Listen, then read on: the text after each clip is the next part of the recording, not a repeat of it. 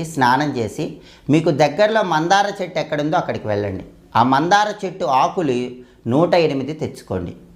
108 తెచ్చుకోవడం సాధ్యం కాదండి అని భావించేవాళ్ళు కనీసం 21 మందార ఆకులైనా తెచ్చుకోండి. దాంతోపాటు మీరు మందార చెట్టు కాడ కూడా ఒకటి తెచ్చుకోండి. అలా తెచ్చుకొని ఆ మందార చెట్టు ఆకులన్నీ చక్కగా నీళ్ళతో శుభ్రం చేయండి. కాడ కూడా నీళ్ళతో కడుక్కోండి. వాటిని ఆరబెట్టండి.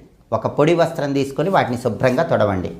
అలాగే అష్టగంధం పౌడర్ అని ఉంటుంది, బయట పూజా సామాగ్రి షాపుల్లో లభిస్తుంది.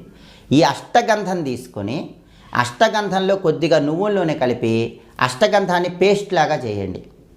మీరు చక్కగా సిద్ధం చేసుకున్న మందార కాడ ఉంటుంది కదా, ఆ కాడని ఈ అష్టగంధం పేస్టులో ముంచి ఆ కాడతో ప్రతి మందార ఆకు మీద ఓం అని రాయండి. మీరు 108 ఆకులు తెచ్చుకుంటే 108 ఆకుల మీద ఓం అని రాయండి. 21 ఆకులు తెచ్చుకుంటే 21 ఆకుల మీద ఓం అని